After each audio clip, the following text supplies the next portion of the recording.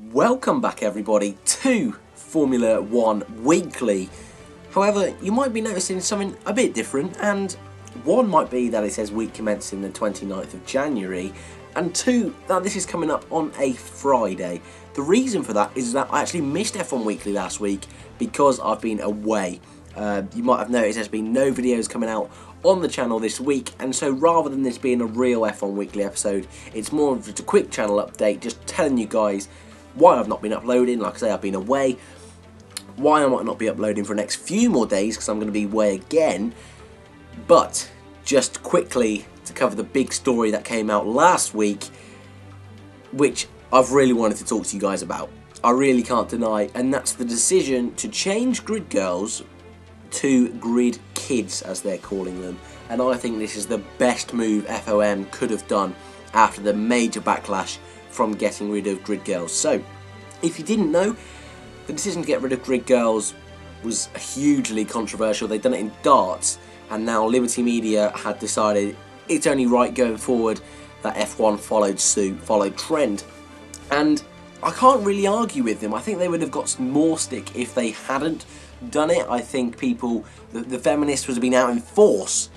However, I don't think they expected so much resistance as that they did. Just check the comment section of that video of mine. People going absolutely mental at FOM, and I don't blame them, to be quite honest with you. I tried to be as impartial as possible, but now I've seen how everyone else feels, and I do have to agree. I think it was a daft decision. However, I think what they've done now is even better. I think if they'd have come out straight away and said Grid Kid instead of Grid Girls, I think that would have been a better decision for FOM to do. FOM, by the way, is Formula 1 Management. I haven't explained that there, so just thought I'd quickly chuck that one in.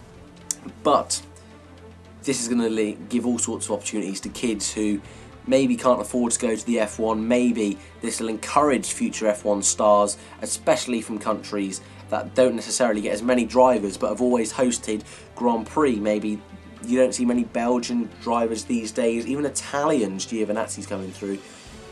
Some big nations that really don't have many drivers in F1 that could be in the future world champion, the future Lewis Hamilton, the future Vettel, the future Michael Schumacher could be standing in front of one of those cars this season. I think it's a great decision that FOM have done.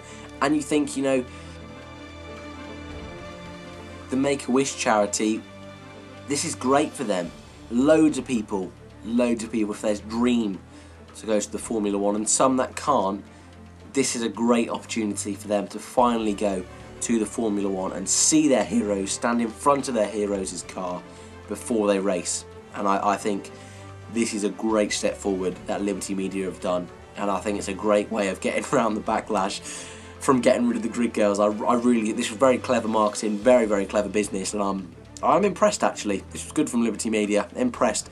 I'm going to skip Formula 2, Formula E news this week, and little bits of news, like I say, because this is a Friday, and all this week's news I'm going to cover in this week's F1 Weekly, if you're with me. So all of this week's news now will come out in the Monday's episode, and I might even bring that a bit forward because there's no Formula E this weekend.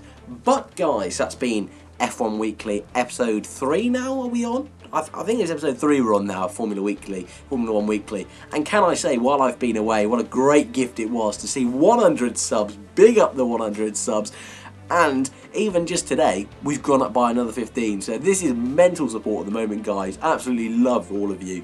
But if you're new around here, we do cover all F1, Formula E, Formula 2 and motorsport news across the globe. If you haven't already, please like and subscribe. Thanks for watching, and I'll see you in the next one.